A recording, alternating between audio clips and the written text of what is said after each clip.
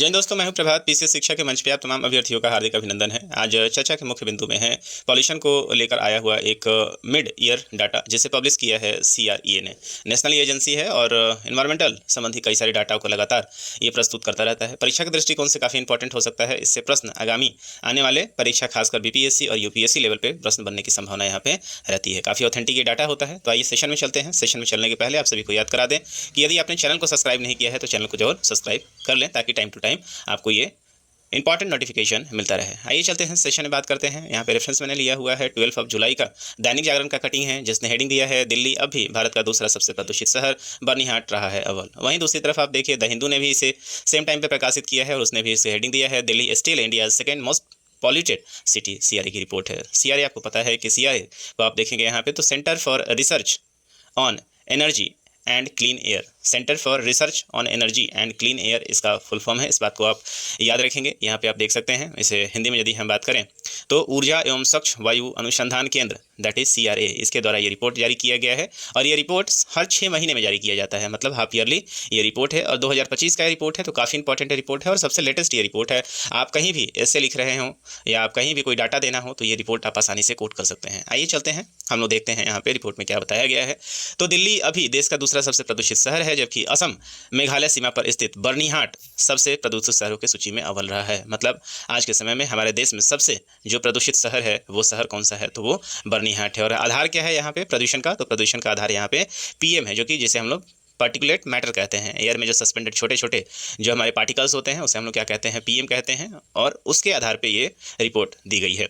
तो आप देख रहे हैं यहाँ पे ऊर्जा एवं स्वच्छ वायु अनुसंधान केंद्र सीआरईए की ओर से जारी रिपोर्ट का यह निष्कर्ष है। सीआरईए ने शुक्रवार को यह रिपोर्ट जारी किया है, जो साल 2025 की पहली छमाही के दौरान देश भर में हवा की गुणवत्ता के विश्लेषण के आधारित है। रिपोर्ट के मुताबिक निगरानी वाले कुल 293 में से 239 शहरों में 80% से ज़्यादा दिनों तक PM 2.5 का डाटा उपलब्ध रहा है। तो यहाँ पे कुल जो शहर लिया गया है, जिन शहरों में से 293 कुल शहर लिए गए हैं फॉर ऑब्जर्वेशन, इनमें से 239 शहर जो रहे हैं वहाँ पे लगभग 80% से ज़्यादा दिनों तक PM 2.5 का डाटा इन्होंने लिया है। इन 239 में से 122 शहरों ने भारत के वार्षिक राष्ट्रीय परिवेशी वायु गुणवत्ता मानक, दैट इज आप देख सकते हैं यहाँ पे NAAQS कहा जाता है इसको।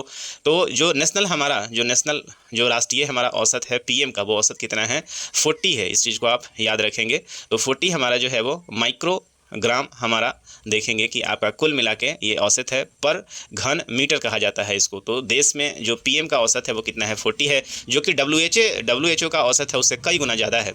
और इससे भी कई गुना ज़्यादा आप देखेंगे कि इस बर्निहाट का कुल मिला के औसत मिला है यहाँ पे। तो 40 माइक्रोग्राम प्रति घन मीटर को पार कर लिया है, जबकि 117 शहर इस सीमा से नीचे रहे हैं। हालांकि सभी 239 शहर विश्व स्वास्थ्य संगठन दैट इज WHO के सख्त वार्षिक मानक 5 माइक्रोग्राम है। और यदि आप वर्ल्ड लेवल पे देखेंगे, जिसको WHO प्रकाशित करती है, उसके अनुसार जो औसत PM होना चाहिए वो कितना होना चाहिए, 5.0 होना चाहिए। और हमारे यहाँ नेशनल कितना है, 40.0 है।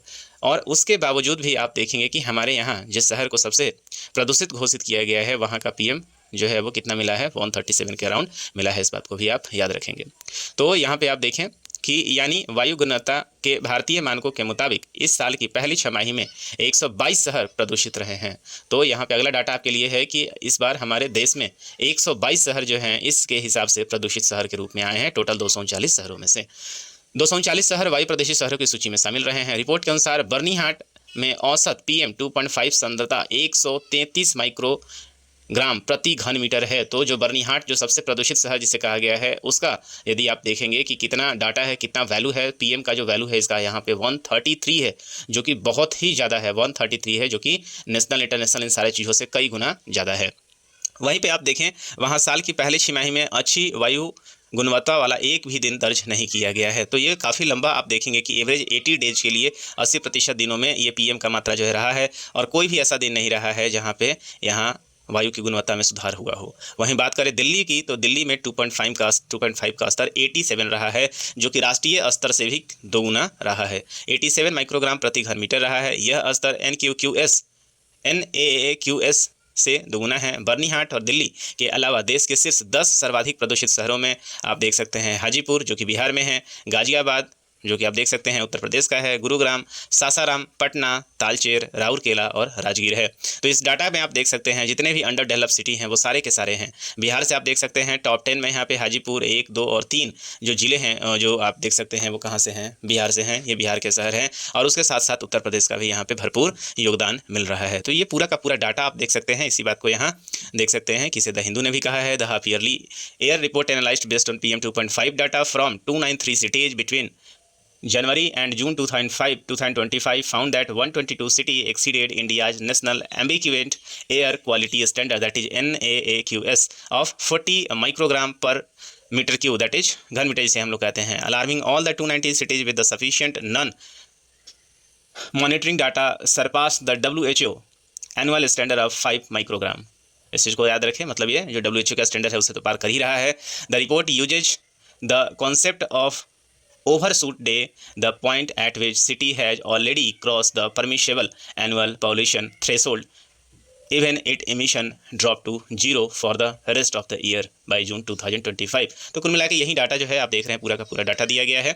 और यहाँ पे एक चीज़ आप देख सकते हैं कि पूरे के पूरे डाटा के लिए while vehicle end of life bans and traffic restriction from part of Delhi pollution control strategy, that is CRA, warns that this narrow focus fails to tackle other air report pollution sources. According to the studies by IIT Delhi and the portal of regulation of air pollution in non-attendant, that is PRANA, इस चीज़ को transport contributes 70 to 28%। इस चीज़ को देखें, जो transportation है उसका योगदान कितना है, 17 से 28%।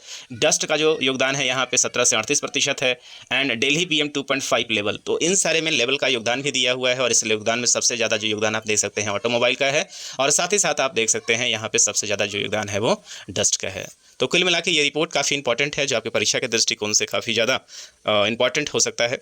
मुझे उम्मीद है कि इस सेशन में जो भी बात कही गई हैं वो चीज़ें आपको समझ में आई होंगी और उसे आपने नोट डाउन कर लिया है। यदि आप नोट डाउन करना चाहते हैं तो यहाँ पे कई सारे पॉइंट हैं, जैसे आप CRA के फुल फॉर्म को नोट कर सकते हैं, यहाँ पे NAAQS के फुल फॉर्म को नोट कर सकते हैं, फर्स्ट पे बर्निहाट रहा है उसे नोट कर सकते हैं, सेकंड लेवल पे दिल्ली रहा है उसे आप नोट कर सकते हैं, इंडिया का जो नेशनल जो राष्ट्रीय औसत है यहाँ PM का जो कि 40 है उसे नोट कर लें, WHO का मानक कितना है 5 है उसे नोट कर सकते हैं, और यहाँ पे शुरू के 2 सिटी के मानक जो कि 133 रहा है और दिल्ली का 87 रहा है, इसे भी नोट आप कर सकते हैं।